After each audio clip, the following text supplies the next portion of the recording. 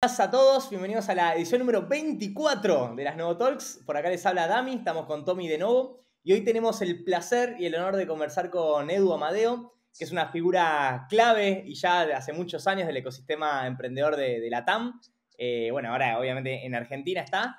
Y actualmente es socio de Overboost, que ya nos va a comentar un poco mejor lo que hacen, pero a alto nivel conectan startups con alto potencial con corporaciones. Y con Edu la idea es sumergirnos un poco en todo lo que es el mundo de la inversión ángel y el venture capital. Y bueno, ver un poco qué aprendió en todos estos años de experiencia. Así que bueno, Edu, feliz de darte en este espacio. ¿Cómo estás? ¿Cómo te trata el día? Muy bien, todo bien. Gracias, Dami, gracias, Tommy. Les cuento algo gracioso. El otro día estaba en una charla, el lunes de la semana pasada, y alguien no tuvo mejor idea de decir, bueno, acá estamos con Edu, un dinosaurio de la industria. Te hizo Tipo, mierda. boludo, pero no me morí, o sea, estoy acá todavía. Eh, Hace mucho que estoy, pero tampoco la pavada. Después la mejor dijo, no, bueno, un unicornio. Dije, bueno, unicornio no sé tampoco, no digas nada. Sí, alguien que le mete mucho y que trata de seguir aportando y que le gusta mucho lo que hace. Así que nada, gracias. Y sí, feliz de estar acá. Espectacular. Bueno, vos, Tommy, ¿cómo estás? ¿Cómo te trata el día? Muy bien, en Buenos Aires, muerto de frío, siendo una persona friolenta, así que al lado de una estufa que no sale en cámara por una cuestión de estética, pero estoy pegado a una estufa.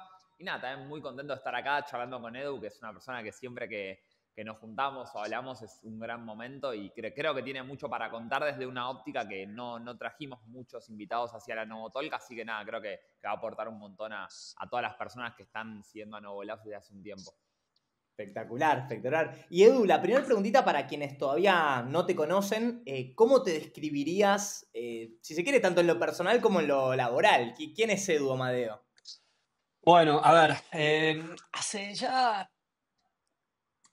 este año traté de empezar a contar quién soy a partir un poco del propósito. O sea, como antes decía, tratar de contar un poco qué hacía y ahora digo, bueno, vamos a darle una vuelta más y tratar de contar un poco del propósito.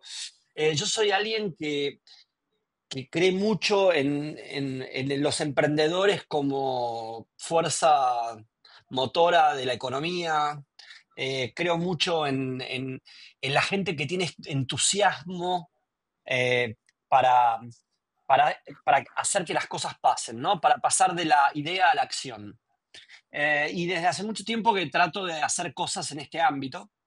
Y me di cuenta hace 15 años más o menos, o un poquito más, que en verdad, si yo quería trabajar con emprendedora y ganar plata y tener un negocio y tener impacto, invertir era una de las mejores opciones. Entonces, te diría que empecé antes con esto, con este camino, pero hace como unos 15 años que me dedico a lo que tiene que ver con invertir o ayudar a invertir a personas, organizaciones en startups.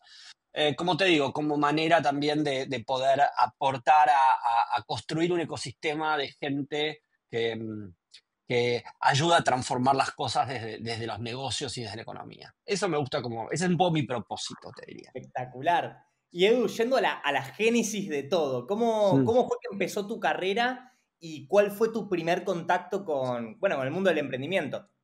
Bien,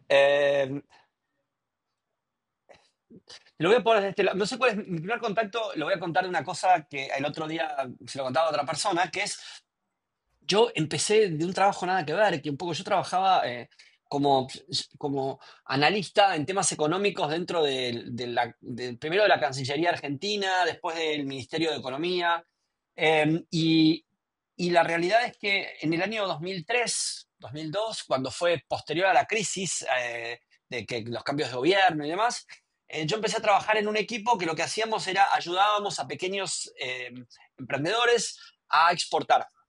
En esa época había habido una devaluación muy grande, el peso estaba barato, había una buena oportunidad para exportar y la gente no tenía ni idea cómo empezar. Entonces teníamos como éramos un equipito de gente, yo tenía 28 años, algo así, donde íbamos a hablar y a capacitar a pequeños emprendedores a cómo exportar.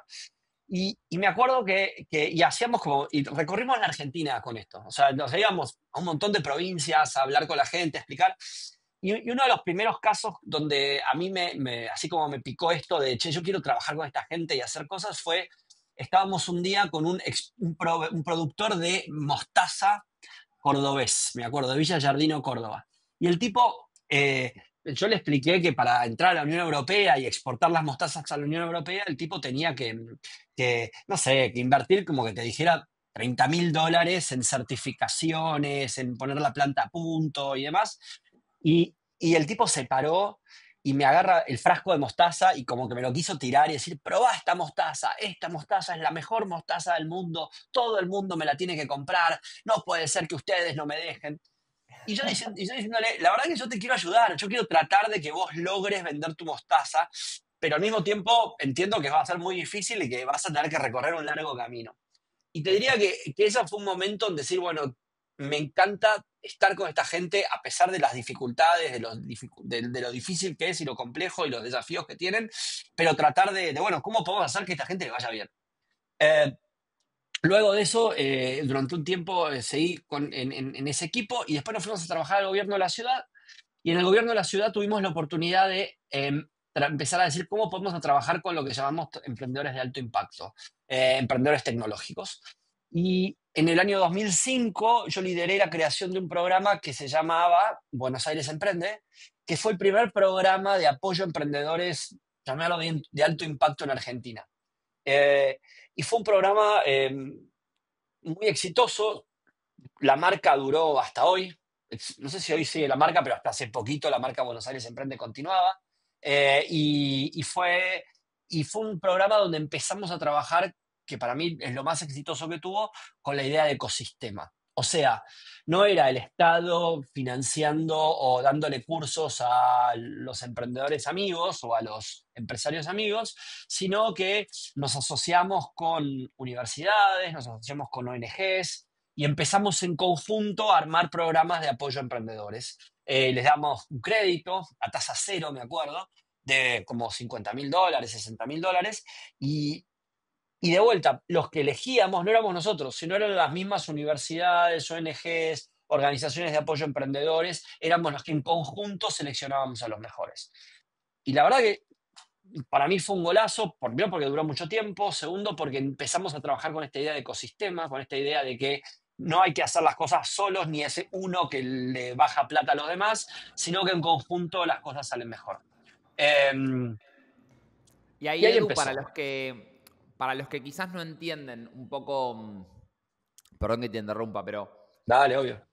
¿qué es un fondo de inversión y cómo opera un fondo de inversión Vale, desde vamos. la vista del fondo? ¿Nos contás un poco Perfecto. brevemente eso? Que creo que es algo que Dale. mucha gente supone, pero no sabe. Vamos que es más divertido.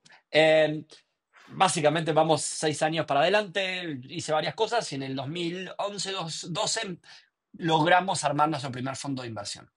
¿Qué es un fondo de inversión? Un fondo de inversión es una organización, una empresa, vamos a decir así, que reúne distintos inversores privados individuales, que pueden ser empresas, que pueden ser organismos públicos, que pueden ser empresas, personas, organismos públicos, y todos ellos ponen plata en esta bolsa, llamémoslo así, en esta organización que tiene una bolsa, y esa organización invierte en startups o en empresas, puede ser, pero llamémosle nosotros en startups.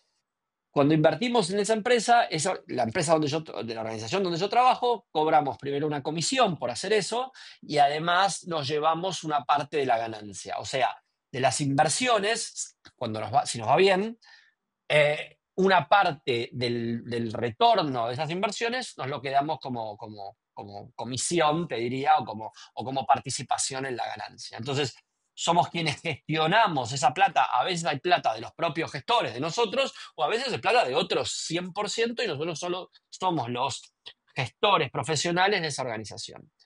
Algo muy importante, un fondo de inversión de Venture Capital invierte no para comprarse a la startup, invierte para quedarse para participar de una parte chiquita de la startup. Para que tengas una idea, nosotros tenemos en promedio en nuestro fondo 3%, te diría, de cada participación que entramos. Como muchísimo, un fondo puede tener 10%, más o menos, pero nunca mucho más de eso. Entonces, no somos accionistas controlantes, no somos dueños, no nos queremos quedar con la empresa, queremos invertir, que le vaya increíblemente bien y de 10 años poder vender nuestra participación y generar un retorno. Ese es como nuestro negocio y lo que hacemos. Em, el, ¿Qué más? En tu caso, Edu, ¿cómo fue el camino que te llevó a querer, por así decirlo, crear un fondo de inversión y participar de la creación de un fondo de inversión? ¿Cómo pensaron la tesis? ¿Cómo tomaron la decisión? Bien, se me ve porque veo la agenda, la cámara media rara, pero ahí continúo, ahí está, ahí se me ve. Tranqui que Bien, después cuando lo subimos se va a ver en HD, es parte de esta aplicación. perfecto. Bueno, entonces, como les contaba, es interesante porque esto fuimos aprendiendo a lo largo del tiempo. Para que tengan una idea, cuando nosotros armamos Nazca en el año 2000, empezamos en 2012, lo empezamos a invertir un año después, pero digamos, en esa época, a principios de los 2010, había muy pocos que estábamos haciendo esto. Y la realidad es que lo que sabíamos en ese momento es muy diferente de lo que sabemos hoy. Hoy tenemos mucho más recorrido en América Latina, entonces hemos aprendido un montón de cosas que antes no sabíamos. Por ejemplo, antes no existía la idea de tesis, o la idea de tesis era, yo invierto en las mejores startups que me puedo encontrar, invierto en los mejores emprendedores, tal vez puedo decir invierto en los que creo que van a ser más grandes y no mucho más. Podía decir, invierto en los que van a ir a crecer en América Latina, había algunos que decían eso, otros decían, invierto solo en startups digitales y no en nada hardware, pero listo, digamos. ¿Por qué? Y bueno, porque vos tenés que elegir entre todo lo que hay y elegir el 1% de todo lo que ves, para decir un número así. Entonces, la verdad que si hay 50, 20 startups para elegir, bueno, tenés que elegir el 1% de 20 y no te alcanza ni para elegir una. Entonces, ¿cómo hago para ampliar un poco la base de lo que estoy viendo y a partir de ahí elegir? Hoy día, con el ecosistema mucho más desarrollado que tenemos, nos damos cuenta que en verdad podemos ser más específicos. Y hoy podemos decir, no, yo solo invierto en startups de salud, o solo invierto en startups que quieran hacer software as a service, o solo invierto en startups que quieran crecer en Argentina. ¿Qué te permite eso? Te permite primero entender mucho mejor el espacio. Usemos el caso de la salud. Bueno, empiezo a entender el negocio de la salud, empiezo a entender qué funciona, qué no funciona, empiezo a entender qué productos pueden andar o qué no. Y por otro lado, puedo transformarme también en un mucho mejor socio para el emprendedor. Porque hay una palabra que se usa mucho, que la deben haber escuchado 1000 veces, que es ser smart money. O sea, no, quiero ser ahora el socio inteligente, quiero darte valor, además de plata. Bueno, si yo no invierto en startups de cualquier cosa, es muy difícil después darte valor en cualquier cosa. Entonces, ahora, en cambio, si me especifico en un tema, vamos a usar el tema de salud, bueno, al fin y al cabo puedo abrirte puertas de nuevos clientes, puedo traerte referidos, podemos hablar sobre las mejores prácticas, podemos hablar sobre las mejores tecnologías y el emprendedor siente que vos como socio, como fondo, pasás a ser alguien que no solo le aporta plata, sino le aporta visión estratégica. Y pensar una cosa, que para mí es clave en esta película. Un emprendedor, con toda la furia, emprende y es en 3 startups en su vida. Hay unos que son, que lo han. Yo soy, viste, emprendedor serial y tengo 10 startups. La realidad, si te apegaste con una, ya está muy bien. Entonces, pasaste por todo el proceso de transformarte en un emprendedor y en un empresario una vez, 2, 3 veces. Uno, como fondo, como digo, ahí pusiste más de 40 startups, o nosotros el fondo actual que tenemos 19 inversiones. Bueno, ya por lo menos en el fondo actual tuvimos 19 casos de cosas que vimos, de oportunidades, proyectos, cosas que le pasaron a los emprendedores. Entonces, la realidad es que tenemos una experiencia que te podemos ayudar muchísimo a sobrellevar la montaña rusa en la cual nos metimos juntos. Entonces, cuanto más sé de tu montaña rusa, bueno, vas a ser un cliente mejor, un socio mejor. Entonces, ahí es donde la tesis hoy es algo mucho más importante que lo que era antes. y cada uno de los fondos tratamos de, bueno, de construir esa tesis en función de las fortalezas que creemos que estamos trayendo al mercado. No sé si se entendió un poco la idea. Está excelente. Y Edu, hablabas mucho del ecosistema y cómo fue evolucionando, que estás hace mucho tiempo. Si tuvieras que destacar el mayor cambio que viste en el ecosistema de startups en los últimos años, ¿cuál sería, digamos? Ah, hay varios. Primero creo que primero que creció, o sea, se amplió. Empecemos por ahí. O sea, hoy el ecosistema emprendedor es muchísimo más grande. Algo interesante que pasó y que esto lo vengo viendo acá en Argentina en particular, pero porque tal vez, bueno, porque vivo acá y lo veo más acá, es creció mucho, pero también se estamentó, para decir una palabra. O sea, se armaron como tribus. Nosotros antes cuando teníamos el ecosistema emprendedor, com- compartíamos el ecosistema a todos los emprendedores, llámalo. Y entonces había gente del mundo e-commerce hablando con el mundo HR, con el mundo, los criptos por ahí, pseudo fintech, eh, no sé, movilidad, lo que quieras, y todos como compartían, porque eran pocos y todos se juntaban a hablar de sus temas.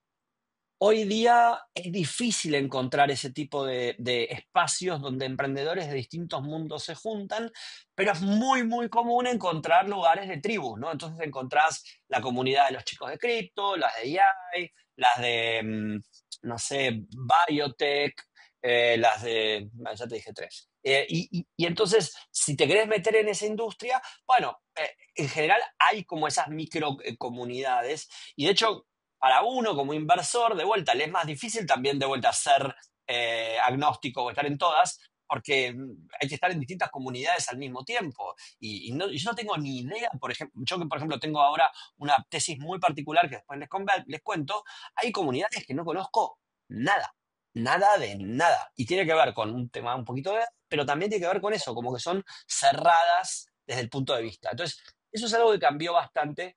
No sé si para mal o para bien, es simplemente creo que tiene que ver con la pertenencia y con que también creció el volumen, la cantidad de gente. Entonces vos te sentís cómodo, no, ya, si ya hay 1000 startups, para decir cualquier número, no importa, y difícilmente te puedas sentir cómodo con las 1000. Pero con los 20 pibes que hacen algo parecido y ya tenés esos lugares comunes. Em, Te diría que eso cambió. Después otra cosa que va cambiando, que no cambió, pero sí cambió, pero va cambiando, es el tema un poco de cómo se levanta capital o cómo se invierte. Pero esos son ciclos, digamos. Hay veces que estamos en ciclos de, no, bueno, es fácil levantar capital y los tipos eligen a sus inversores. Hay momentos en los que se seca el mercado y no hay, entonces todos, no, bootstrapiemos y veamos cuándo haga sentido invertir, que venga alguien. Pero eso va cambiando y te diría, Dami, que es súper, súper, como digo, cíclico. En eso Claro. no hay mucho que contar. Totalmente. Y Edu, según tu experiencia de haber invertido en decenas de startups y me imagino escuchado miles de pitches de emprendedores, ¿cuáles son los errores más comunes que vos ves en los fundadores, digamos, a la hora de querer buscar inversión? Por un lado, y bueno, ¿y cómo crees desde tu perspectiva y según tu experiencia de cómo se pueden evitar estos errores? Bien, te voy a contar uno que para mí es re loco. A ver, es loco que siga apareciendo. No es loco que siga apareciendo. Este año me pasó 2 veces con 2 emprendedoras, mujeres, no sé por qué motivo, eh, que me dijeron, nosotros estamos levantando capital con Venture Capital y demás, pero nosotros queremos que nuestra compañía en 3 años la vendemos. O sea, entramos ahora, nos va a ir increíblemente bien, en 3 años ya estamos para salir. Eh, y me sorprende mucho porque, primero, todos los fondos, contamos, y algo dije, es que miramos mucho el largo plazo. O sea, yo pienso en 10 años, no pienso en 3. Y además cuando escucho a alguien que me dice en 3 me salgo, digo, uy, si sale mal, o sea, si en 3 no lo logramos, ¿qué vas a hacer? ¿Te vas a ir? ¿Vas a cerrar tu empresa? ¿Se la vas a dejar a otro?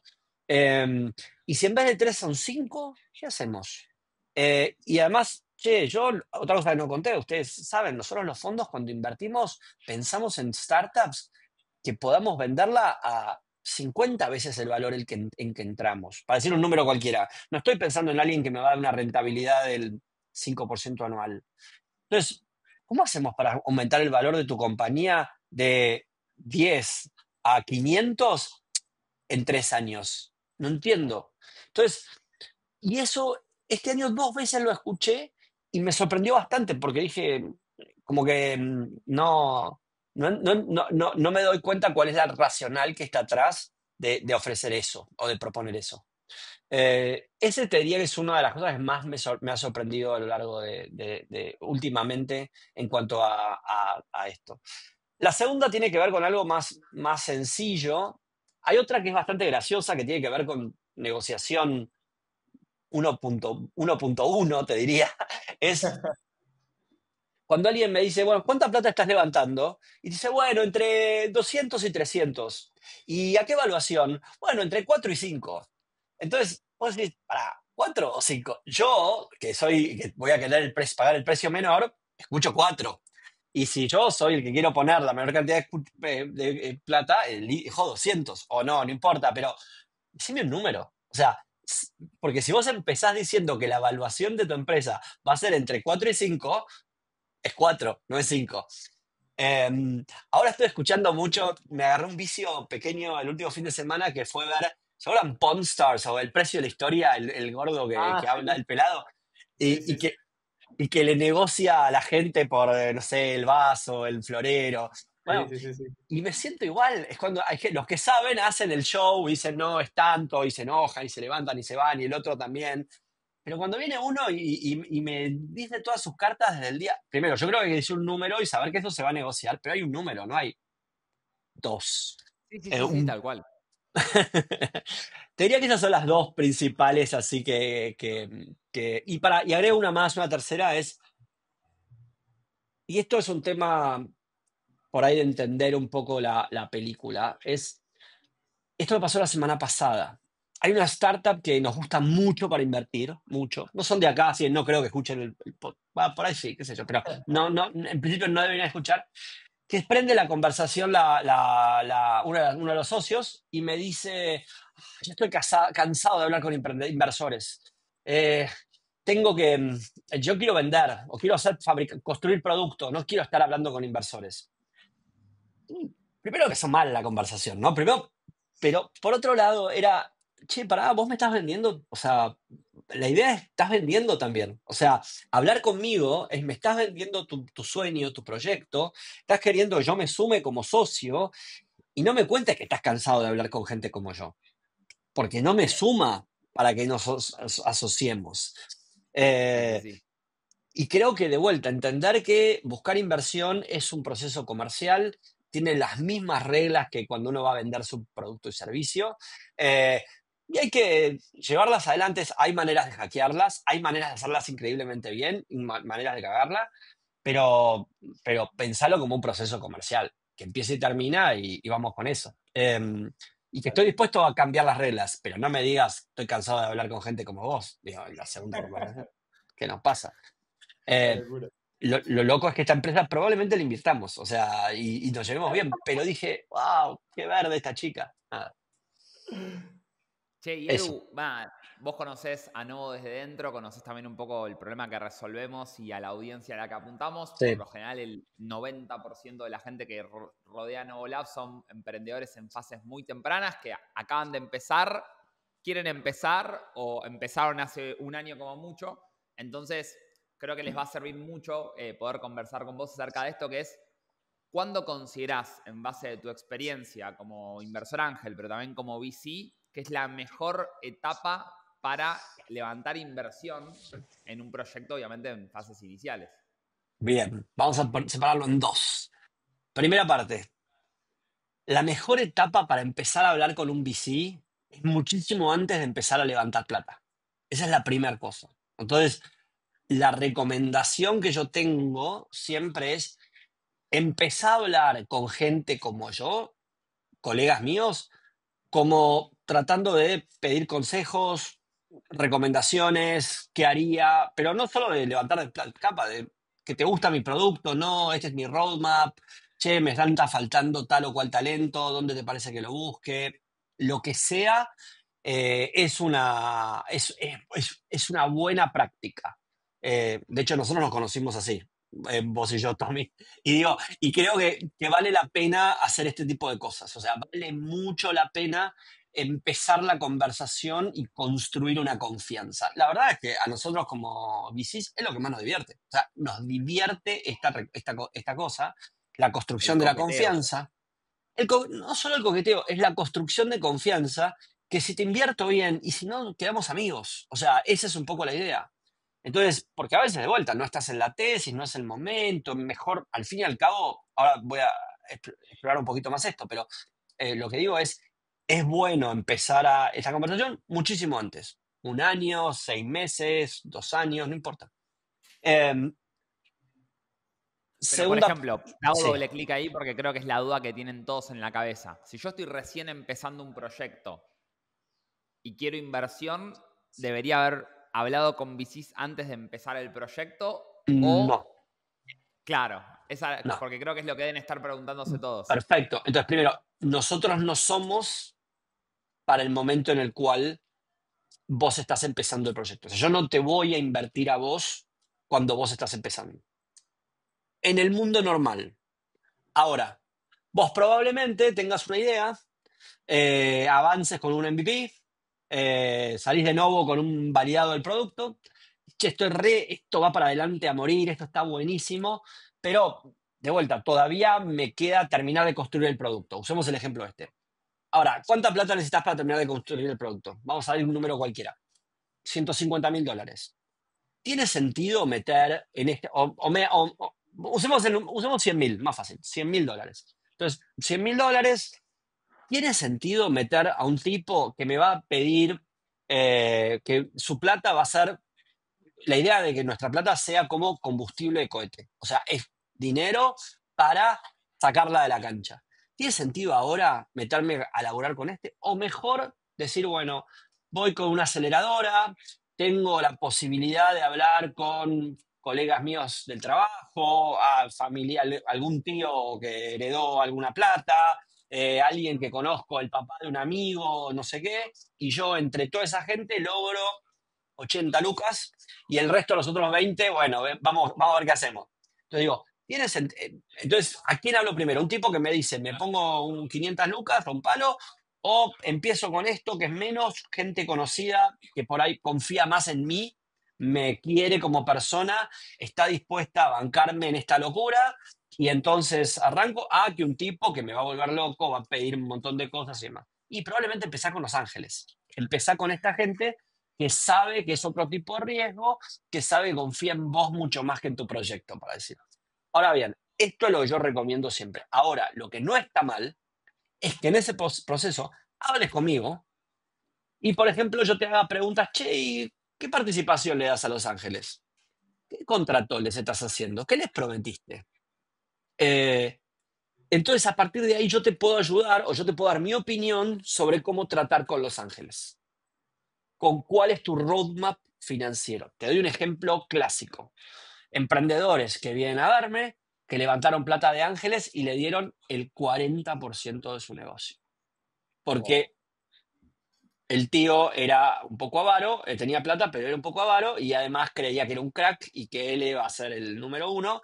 Entonces le dio el 40%. Y la realidad es que si le diste el 40% a tu tío, estás en un problema. Porque después cuando levantes tu serie seed, ningún inversor va a querer entrar, ningún inversor va a querer ser socio de tu tío. Entonces, la conversación es, ¿sabe que el inversor de la serie seed no va a entrar en la serie Angel? Pero por ahí te tira algunos buenos tips. Esa es la idea. Entonces, no está mal hablar antes para ayudarte a pensar cómo va a ser tu estrategia de financiamiento a largo plazo. Porque lo que pasa, y esto me ha pasado muchísimas veces, después tener que ir a resolver el problema de cómo decirle al tío que en verdad, si quiere que la compañía le vaya bien, ese 40% tiene que pasar a ser un 5%. Y el tío... Sí, y es un montón. Pero vamos a tener que tener esa conversación con el tío. Normalmente se resuelve. Pero no tiene, pero pasa mucho. Entonces, esta es la recomendación, es cuando empezar a hablar, antes de levantar el principio. Pero no para que me pongas plata, para que me tires unos tips. Em, y este es un poco también el motivo por el que estoy charlando con ustedes, es este, ¿no? Para este tipo de tips que ocurren en ese momento. Y ahí, Edu, para hacer bien la distinción, de nuevo, parándonos siempre en etapas tempranas, iniciales de proyecto que tiene 1 año de vida, 2 como mucho, Mm, si pudieras como puntualizar bien la diferencia de qué miro cuando soy inversor ángel, porque vos sos inversor ángel, y qué miro cuando soy VC, porque vos también tenés ese doble sí, sombrero. O sea, ¿qué mirás en cada uno de los juegos que cuando tenés una startup enfrente? Si sos ángel, ¿qué le querés ver? Y si sos un VC, ¿qué le querés ver? bien. Si soy Ángel, solo miro a la persona. No, mentira, solo no. Ponle 2 solos. Solo miro a la persona. Y su socio, digamos, equipo puro. Y tal vez lo que mire es mi... Es lo mismo, pero es la pasión que le tengo al tema. Es lo que me copa del tema. Es decir, es como decir, no sé, a mí que me gustan las bicicletas. Y un amigo y me dice, che, quiero poner una bicicletería. Y la verdad que a mí me gustaría, después los sábados, de ir a andar en bici, ir a tomarme un café a la bicicletería de mi amigo y decir que sí, además tengo un 3% de la bicicletería de mi amigo. Digamos, me gusta como passion, como proyecto de pasión. O sea, eso me parece que es lo que tengo que mirar como Ángel. Obviamente, eso me quita que no me cuentes el negocio, que no entienda los números, que no veamos la oportunidad. O sea, recontra, eso sí.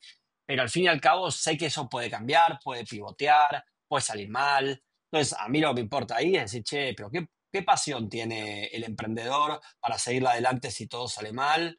¿Qué pasión tiene, qué capacidad tienen ellos de moverse? Eh, Probablemente piensen en el espacio. Obviamente, si vos ves el espacio en el sentido, bueno, si nos pivoteamos, bueno, ¿va a haber lugar para moverse o no?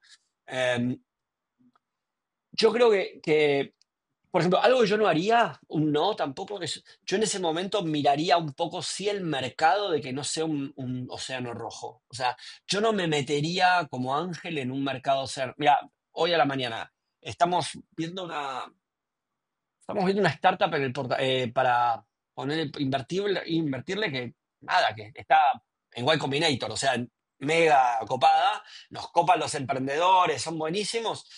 Y empezamos a mirar y de repente en el pipeline así tenemos ya 3 compañías que son iguales. El incumbente número 1 del mercado tiene un producto igual. Hay compañías que ya le acaban de levantar serie A por 40 palos, no sé. Y dije, uy, boludo, o sea, nos metemos acá, por más cracks que sean, está lleno de tipos que ya están haciendo lo mismo y están más avanzados. No sé si tengo tantas ganas. Entonces, es como decir, che, quiero poner una roticería, ¿en dónde? ¿En qué dirección tal? Y vas al lugar y ves que hay 5. Decís, no sé si tengo ganas de poner una roticería acá. Entonces, eso también lo miro. Como Ángel, como, como VC, miro el equipo, enorme.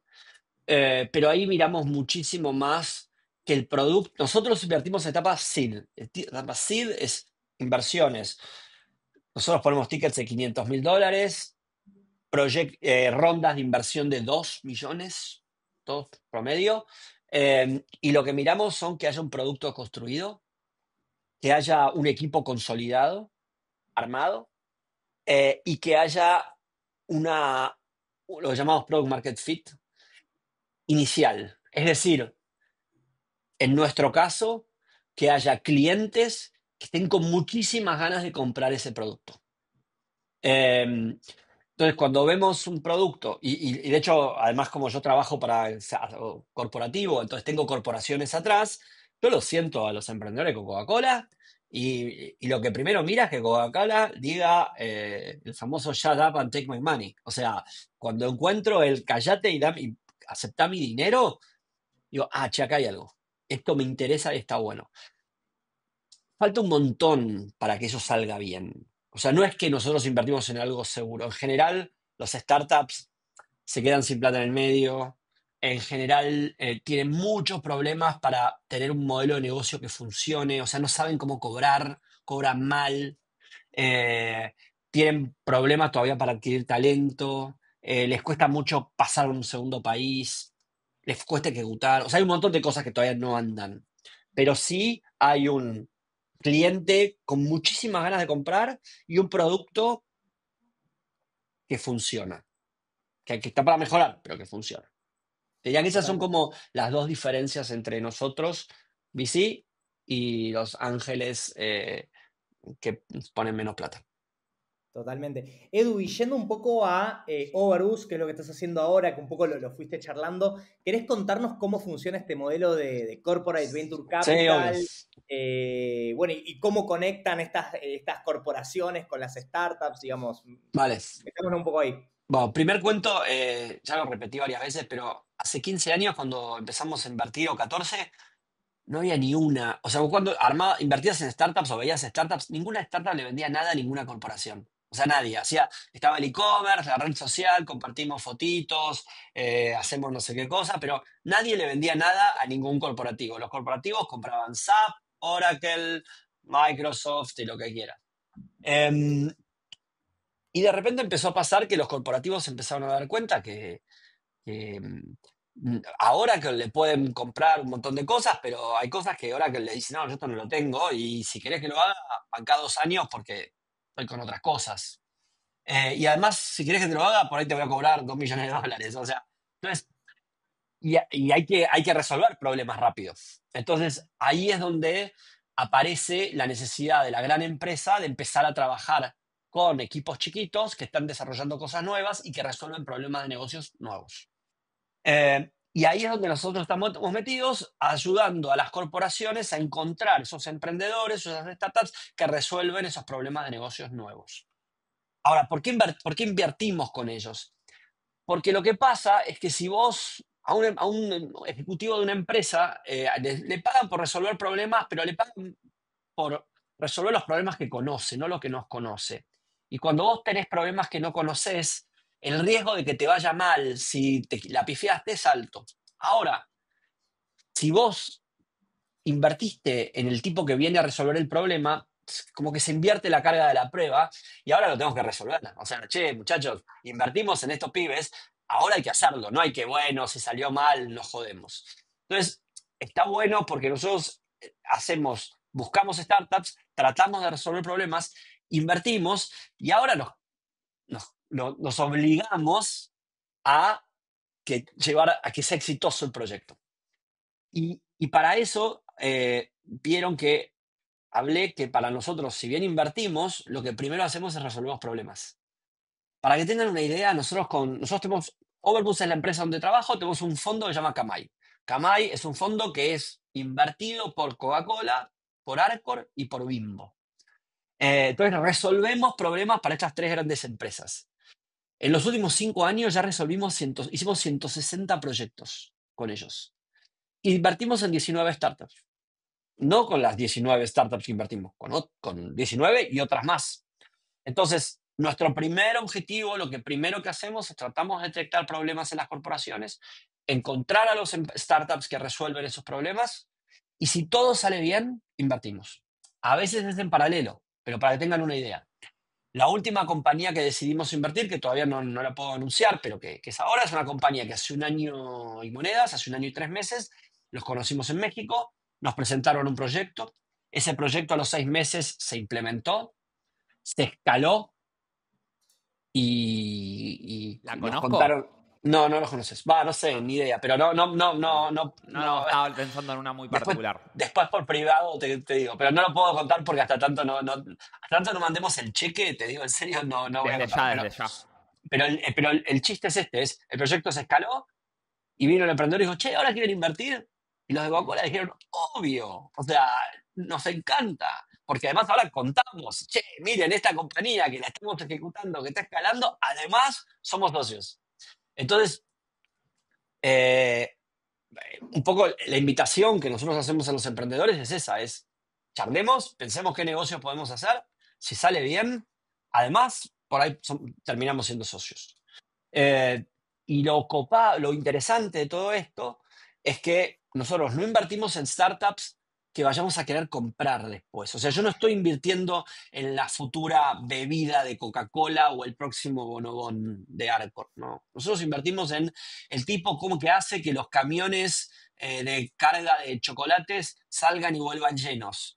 El tipo que le hace que la planta de Coca-Cola, de botellitas, las botellas todas estén cargadas al mismo nivel, que la tapita esté bien cerrada. Entonces, Coca-Cola no se quiere comprar la empresa que asegura que las tapitas estén bien cerradas. Quiere tenerlo de proveedor y que funcione bien. Y que además, cuando esa compañía de que las tapitas estén bien cerradas le haga negocio con Pepsi, Coca-Cola gane plata porque le hizo negocio con Pepsi.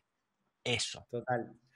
Y hoy en día, ¿cómo hacen la parte de identificación de problema? Digo, ¿son ustedes sentándose con los ejecutivos o con los stakeholders o organizan hackatones o así challenge para que emprendedores vengan a tratar de solucionar alguna problemática? Las dos cosas. Todas las Ok. semanas tenemos reuniones para detectar oportunidades, literalmente, todas las semanas.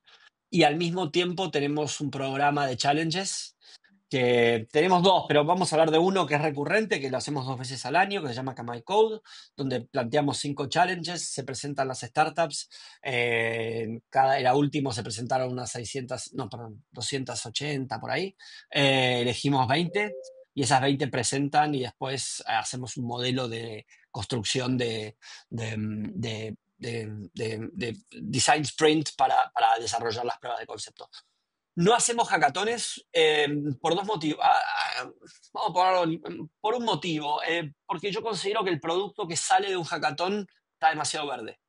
Llevar el producto que sale de un hackatón a producción puede pasar 2 años. Pensá que para nosotros, dar un producto de un challenge, de una startup que funciona, existe, anda, a veces tardamos 1 año. Entonces, pero porque la burocracia. Entonces, imagínate lo mismo con un producto que se inventó en un día. Puede ser una eternidad. Y eso que hace puede ser muy frustrante tanto para los emprendedores como para los corporativos. Entonces, la verdad que preferimos ya tener productos, como digo, que funcionen, que todavía no saben cómo vendérselo a Coca-Cola, que por ahí hay que empaquetarlo de una manera diferente, pero que ya anda, lo podemos probar y anda. Ahí diste con la tecla de lo próximo que te quería preguntar, Edu, que es ¿cómo puede hacer un emprendedor en fases iniciales para venderle a una corpo? Porque muchas veces es como la pelea de David contra Goliat, viste que sentís que es una montaña imposible de escalar. ¿Y cuáles son esas particularidades, ¿no?, que tiene ese tipo de venta o esa dinámica entre el chiquito y la gran empresa? Bien. A ver, primero, una gran ventaja en esto de que hemos recorrido un camino, hemos aprendido y demás. Cuando vas a venderle una corpo, fíjate de entrar a través del área de innovación abierta, que en muchas corpos hay. Argentina es el país de América Latina que más corporate venture capitals hay, por ejemplo. Increíble, pero es así. Entonces, una opción es traten de utilizar la puerta de los tipos de innovación abierta, que son los que te van a entender, que van a entender, te entienden tu lenguaje y van Son a... como los champions, ¿no? De alguna manera. No tanto. Hay otra cosa, es el champion, ahora te cuento. Pero son el tipo que te abre la puerta y entiende tu lenguaje. Y es el tipo que le pagan para tratar de hacer proyectos con vos. O sea, tiene en sus KPIs que haga proyectos con vos. Ese tipo es el que va a detectar al champion. El champion Ok. es el tipo del negocio. Lo que vos haces es, vamos a dejar un ejemplo, una startup que hace optimización de carga de camiones. Entonces, entras a través de innovación abierta de AB InBev. Vamos a usar el ejemplo de Eclos, que los amigos de AB InBev. Entonces, entras con Marcela, que es la chica, la que maneja el programa esa, y ella va a decir, esto sí resuelve un problema, está buenísimo. Déjame ver dentro de logística con quién tenemos que hablar. Se da vuelta, va a logística y encuentra un tipo que dice, sí, sabes que tengo un quilombo bárbaro, pues los camiones van llenos, vuelven vacíos, me sale carísimo, no sé qué. Yo estoy dispuesto a apoyar a alguien que me resuelva este problema. Ese es el champion. Porque a ese tipo, en verdad, no le pagan por traer una startup nueva. Sí necesita resolver el problema, pero no, Claro. pero no lo tiene. Entonces, Marcela detecta el champion y ella hace como la conexión entre esa persona y el emprendedor. Si no tenés a Marcela, si no tenés el champion, olvídate. Pero si no tenés a la persona de Nueva Zelanda, también se te va a hacer difícil, porque el champion tiene un montón de problemas. Está todos los días con desafíos que resolver en la empresa, y el tuyo está abajo en la lista, no está arriba. Porque si estuviera arriba, lo hubiera resuelto SAP, digamos. Entonces, ahí es donde uno tiene que decir, bueno, tengo que encontrar innovación abierta, estos pibes seguramente, si son más o menos buenos, hacen bien su trabajo, me van a ayudar a encontrar ese champion y después trabajar con ese champion. Te diría que ese es el caminito recomendado. Vos decís, no, pero en esta empresa no hay nada. Bueno, empecemos a navegar a ver, por ahí hay alguien que lo hace. Yo conozco compañías que hay alguien que lo hace sin tener el título, por ejemplo. Claro. No sé, una muy grande de consumo masivo global en Argentina, no tiene nadie. Pero hay un pibe que hace esas cosas. Y Y, generalmente, ¿en qué roles están estas personas? por ejemplo, en esa compañía que no puedo nombrar, compras. Hay un pibe de compras. Ahora, te tiene que tocar. No te toca el de al lado, fuiste. Pero digo, entonces, pero por eso digo, para mí compras puede ser un mundo interesante, marketing también, si depende de la industria, o sea, de vuelta, depende del sector. Claro. Ahí vas directo al champion, claramente. Pero el problema es que si vas directo al champion, probablemente la compañía no tenga el caminito armado. Entonces el champion te va a decir, sí, buenísimo, me encanta, te paso con Juancito de compras. Y Juancito te va a decir, bueno, ahora mandame 3 balances, te vamos a pagar a 200 días y te voy a pedir un descuento del 40% porque te vi la cara. Entonces, no, pará, me fundo. Bueno, esto voy a llamar a SAP, porque con ellos ya arreglé. Entonces, Claro. ese es el tema. Entonces, te diría, eso me parece que es clave. Y la última cosa que es clave es cobrar la prueba de concepto. Todas las corporaciones creen que son el número 1 del mundo. Todas las corporaciones dicen, no, bueno, esto vamos a probarlo, hacémelo gratis. No. Si un señor te dice, haceme la prueba de concepto gratis, busca otro. Voy a hacer un nobleza obliga. Yo a veces pido de hacer pruebas de concepto gratis. Ahora, lo pido porque puede dar un caso. Puede pasar que estás con un proyecto, va avanzando y te enteraste que el champion se quedó sin presupuesto. Que está ganas, pero che, me gasté todo el presupuesto, estamos en septiembre y hasta enero no llego, me quedé sin plata. Entonces le vas al emprendedor y dices, mira, pasó esto, hay 2 opciones, esperamos enero, que llegue el presupuesto nuevo y lo tratamos de hacer, o si te animás, estás jugado, yo sé que el tipo le gusta, le interesa, está sin plata, pero vamos a hacer una prueba de concepto cortita y tratemos de simplificarlo lo más posible, probemos que funcione y después tenemos la posibilidad. Pero desde una manera lo hago lo más transparente posible y como una cosa rara. Si no, como digo, cobrá. Y digo, y es interesante porque algo que nosotros vemos, y eso es un tema de sweet spot. El papá de un amigo mío decía, nunca, no cobres barato porque se olvidan de pagarte. Frase muy buena que todavía la pienso muy seguido. Entonces, ¿qué quiero decir? Si vos cobrás muy barato o gratis, no le otorgan valor. De hecho, ese es el gran chiste por el cual las grandes compañías del mundo cobran carísimo. Porque dicen, no, pará, ¿por qué me cobras lo que sea? Y bueno, porque esto es lo que, si vos querés pagar Oracle, SAP, usemos Oracle o SAP, bueno, vale caro. Entonces, ahora, si vos pagás muy barato, se olvidan de pagarte y no le otorgan valor. Entonces, los grandes emprendedores son los que encuentran ese precio, que es un precio donde es el mínimo precio donde el cliente le otorga valor, donde siente que está recibiendo un producto de calidad. No, yo no sé cuál es el número, pero digo, para mí es un camino muy importante para gestionar, para encontrar. Si es de vuelta, vamos a hacer un ejemplo. Es el número así, che, un proyecto usemos Oracle. Oracle vale $1.000.000. Vos sabés que un emprendedor lo puede hacer por 20.000. Y a veces te pasa, porque yo he visto eso. Entonces, 20.000. Y vos decís, no, pará. Yo sé que con 20.000 ganas plata, pero no te van a dar pelota. Entonces, encontremos el número, que por ahí son 150, que son 8 veces más de lo que vos vas a ganar, el tipo dice, 150 debe ser más o menos bueno, y no estoy pagando a los hijos de puta de ahora que me cobran un palo. Claro. Esa es los mejores emprendedores son los que saben manejar eso. Tremendo. Y sí. No, Edu, y yendo un poco para otro tema, antes de pasar a la ronda de preguntas y respuestas, que si quieren ahí un poco en el chat, si quieren vayan dejando y ahora las vamos a ir leyendo, pero dentro de por lo menos lo que estás haciendo vos ahora, digamos, trabajando con las corporaciones, ¿dónde ves mayores oportunidades para crear valor y generar impacto? ¿O qué tendencias estás viendo hoy en día? Bueno, primero la tendencia que veo es un tremendo infernal FOMO con AI. Y acá saco a relucir mi poco pelo y digo, che, tranqui, ¿eh? O sea, no nos subamos a la película porque, no digo que nos lo vamos a pegar, no, pero es muy difícil distinguir el ruido de la señal o la señal del ruido.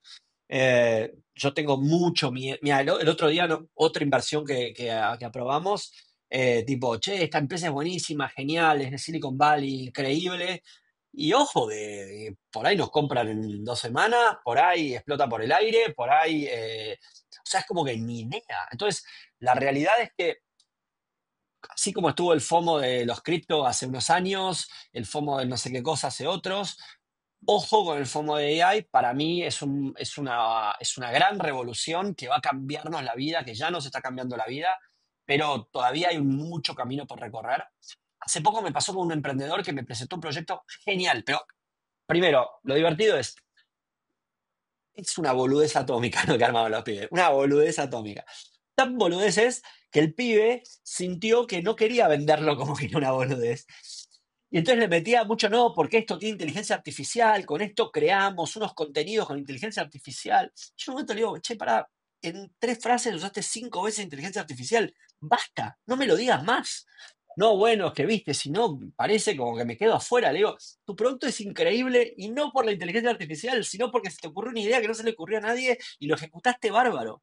Entonces, a lo que voy es eso, es mucho más importante agregar valor, generar un producto que la gente se muera de ganas de comprarte, mostrar KPIs exitosos en cuanto al ahorro o la ganancia que le vas a generar al cliente. Eso es mucho más importante. ¿Tiene AI? ¿No tiene AI? Ni idea, qué sé yo. O sea, van demasiado rápido las cosas. Ayer me decía un tipo, che, en Estados Unidos los emprendedores están desesperados que se les va el tren y van a perder todo y no se quedan con nada. Yo te digo, si vos me decís a mí cómo veo la tendencia, yo veo los incumbentes, o sea, llamalo los Magnificent Seven, sacando a Apple, lo que también, pero no sé, que van a una velocidad donde en cualquier momento nos matan, te revientan. Entonces yo diría, tratá de invertir o de emprender en algo donde pases por fuera de eso. O sea, donde la cuenta no sea en qué momento Google saca la cosa que va a ser lo mismo que yo y me sacó del juego. Porque en eso, yo que soy un inversor a 10 años, no puedo pensar de esa manera. El otro día, hoy escuchaba justo un podcast súper bueno de Startupiable, que están hablando con el otro socio de Platzi, y que decían esto de, no, bueno, entonces invirtamos en compañías en las cuales lo que veamos es cuánto mercado podemos comer antes de que venga Google y nos mate. No sé, ¿cuánta plata puedo ganar antes de desaparecer? La realidad es que esa es una tendencia que yo no me quiero subir y creo que hay un montón de oportunidades por fuera de esa tendencia y aprovechándonos, o sea, porque justamente podemos desarrollar más rápido, podemos meterle un montón de inteligencia a los productos, podemos hacer que necesitar menos plata para construir algo genial, pero no nos subamos en una película que no sabemos dónde va a terminar. Te diría que ese es como mi tema de la semana.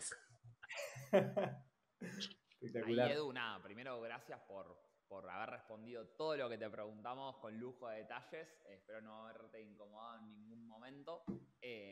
Tenemos ahí unas preguntas del público que fueron Dale. dejando. Algunos tenemos, en este momento somos... Se escucha muy bajito, Tom. Si querés pegarte un toque más el mic. No, tenía el volumen bajo. Ahí estoy 10 puntos, ¿no? Ahí está Ahí va, perfecto.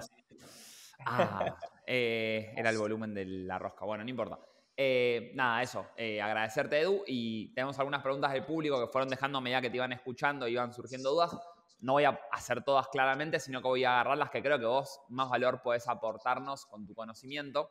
Vale. Por ejemplo, acá hay una pregunta de Álvaro, que creo que es algo recurrente que muchos pueden pensar, que es, para un inversor, una startup con un equipo fundador es más confiable que una startup con un único fundador. Ah, buenísima. En principio sí, pero si hay un equipo fundador, tienen que tener un acuerdo de socios. O sea, tienen que haber un acuerdo de qué pasa si se divorcian. Yo no tengo un número, pero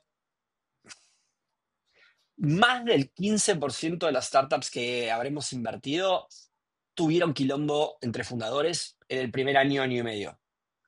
El por qué hay miles. Entonces, digo, sepamos que cuanto más veamos un acuerdo de socios en los cuales qué pasa si hay un divorcio, una separación o lo que sea, eso es importante. Si no hay eso, yo prefiero un solo founder. Aclaro. Segunda parte. Es verdad que un solo founder puede ser un riesgo, más que nada en cuanto a su incapacidad para encontrar socios, no en su capacidad de ejecutar, o si lo pisa un colectivo, o si se enferma y no puede ser nada. Eso ya es un riesgo, llamarlo intrínseco, que no incontrolable. Ahora, por ahí un riesgo es, che, este pibe puede sumar talento si está laburando solo y por ahí la gente se le va y se le escapa. Yo tengo casos de todo tipo. Hoy hablaba justo con un colega de un fundador que invertía hace... y no es de Argentina, es Gustavo Morandé de Zapping TV de Chile, por ejemplo, que Gustavo ahora tiene un co-founder, pero yo no soy más inversor de él, pero lo conozco mucho y lo quiero mucho. Y durante muchos años era como que lo obligábamos a tratar de tener un co-founder. Y él decía, Edu, yo soy solo, me gusta. Y voy a una velocidad y hago las cosas y tener nadie me puede seguir el ritmo, era lo que decía él. Y además un tipo súper bueno para atraer talento, o sea, tenía un lindo equipo de gente, agradable, o sea, no era porque no era ¿viste? Un dictador que en verdad, no, re bien, pero le costaba tener un socio que le sigue el ritmo. Entonces, para mí, el hecho de ser solo founder o no, prefiero acompañado y prefiero con un acuerdo de socios. Si es solo founder, bueno, por ahí el tipo tiene todas las otras capacidades igual y por algún tema no consiguió el novio adecuado, el socio adecuado. Muy buena. Acá hay otra pregunta de Gilsi que dice, la voy a leer con otras palabras, porque creo que entendí lo que quiso decir, que es, cuando se te acerca una startup, quizás en una fase más inicial de la que vos entrarías o de la que tu fondo entraría, ¿solés ayudar a esa startup, si más o menos te gustó, a seguir avanzando en el camino hasta estar lista para quizás ahí sí ser una oportunidad de inversión? Recontra. O sea, sí, a full. En general lo que tratamos de hacer es... Conectándolos con potenciales clientes Sí, o cosas de esas. todo. O sea, la verdad es que primero tratamos de ver si hay una oportunidad de hacer negocio, recontra. También la oportunidad de eso, de escuchar un poco cuál es su estrategia y entender. Y lo que tratamos de hacer mucho es contarle cuál es nuestro benchmark, digamos, como, che, venime a ver cuando hayas cumplido, llamá, este tipo de hitos. Entonces, mirá, si lograste cerrar 2 o 3 clientes, sumaste tal en el equipo, estás ya necesitando hacer tal cosa, además, venime a ver.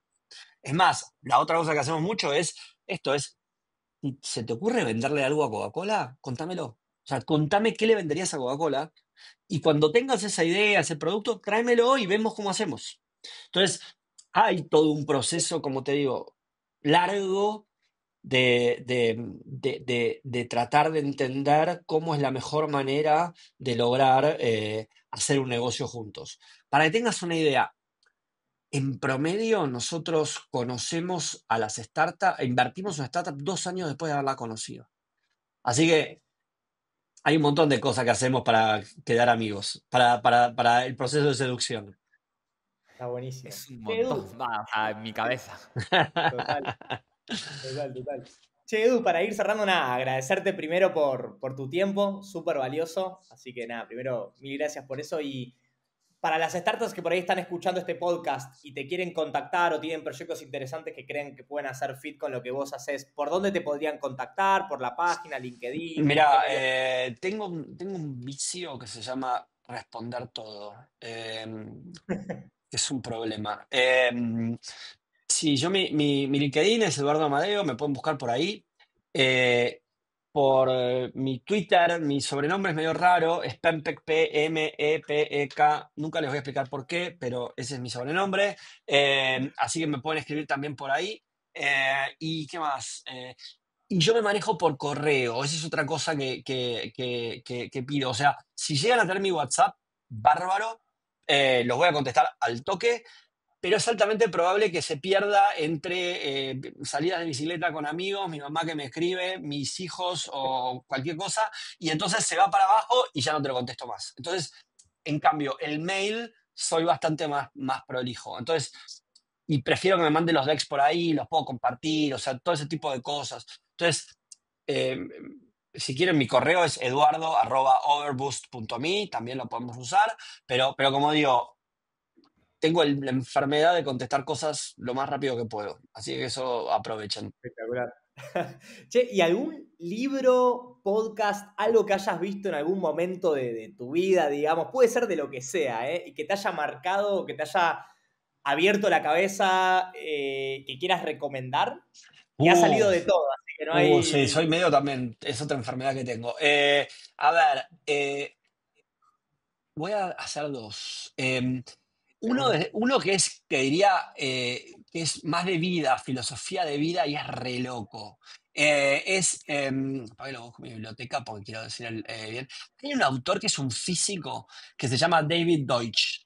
Deutsch es un físico que escribe sobre el universo, mil cosas, pero que el tipo tiene, es un, llamarlo así, un optimista, habla mucho sobre, sus libros tienen mucho que ver con el optimismo y cómo uno puede, cómo uno desde, llamémoslo una vida por ahí, yo me he vuelto un tipo bastante agnóstico, para decirlo de alguna manera, de temas así espirituales, pero me gusta el optimismo, creo mucho en el optimismo. Y este tipo tiene dos libros, uno se llama The Beginning of Infinity, Explanations and Transform the World, y otro se llama, estoy leyendo, The Fabric of Reality, The Science of Parallel Universes and Its Implications.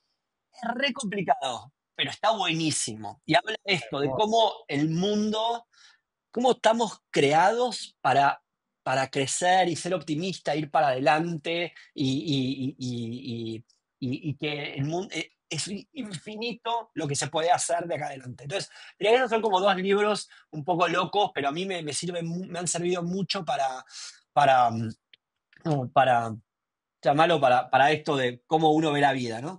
Y después hay un libro de Venture Capital que a mí me gusta mucho, que se llama The Power Law, que es The Power Law de un autor que se llama Sebastian Mallaby, Venture Capital and the Art of Disruption, que cuenta bastante la historia de cómo de la industria, de cómo pensamos, de qué significa esto de Power Law. Para que tengan una idea, y esto lo cuento rápido, cortito, nosotros cuando decimos esta idea de tratar de invertir en startups que la saquen de la cancha, que valgan 100 veces que la podamos vender a 100 veces la plata que entramos, es verdad. O sea, es lo que pensamos.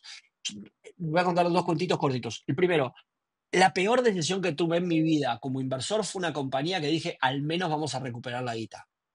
Esa fue la peor. Y primero, obviamente perdimos toda la guita, pero además fui un soberbio. O sea, dije, vamos a recuperar la guita y perdimos toda la guita. Prefiero el otro de decir, la vamos a sacar de la cancha, lo intentamos, tiramos home runs, le pegamos por todos lados y salió mal, pero por lo menos lo intentamos. Y el segundo cuento es los fondos que cuando les va bien, y esto lo cuento a título personal, son fondos que logran tener una o dos compañías que se transforman en negocios de 100x. Cuando los fondos venden sus compañías, su portafolio, a 2x, dos veces cada vez que cada startup, pierden plata. No logran recuperar el dinero. Entonces, cuando uno va a ver un fondo, un VC, tiene que ir con esa mentalidad. Vamos a sacarla de la cancha. Cuando vas a ver un angel, no. O sea, no es necesario. Pero un VC, vamos a ver la cancha. Si no, ni vengas. No es que ni vengas de malo. Es ni vengas, no son. Creo Sí, que vas a perder tu tiempo porque no te van a dar pero bola. te va a ir bárbaro. O sea, como digo, probablemente vayas bárbaro, mandes tus hijos a un colegio increíble, compres una casa en la playa, tengas un auto buenísimo, te vayas de vacaciones a Europa, todo. Pero no vamos a hacer negocio nomás. Entonces, No es invertible. nosotros usamos la palabra VC backable, o sea, como invertible por VC. Bueno, el libro del amigo Sebastián Malaví habla por eso. Y podcast, soy medio un enfermo de los podcasts. Para mí el mejor podcast del mundo se llama Acquired. Es un podcast que se hace una vez por mes. Cuentan historias de compañías. Duran muchísimo, cada capítulo dura 3 horas, no sé, 4. Pero si querés aprender de empresas, es la Biblia. Eso. Tremendo.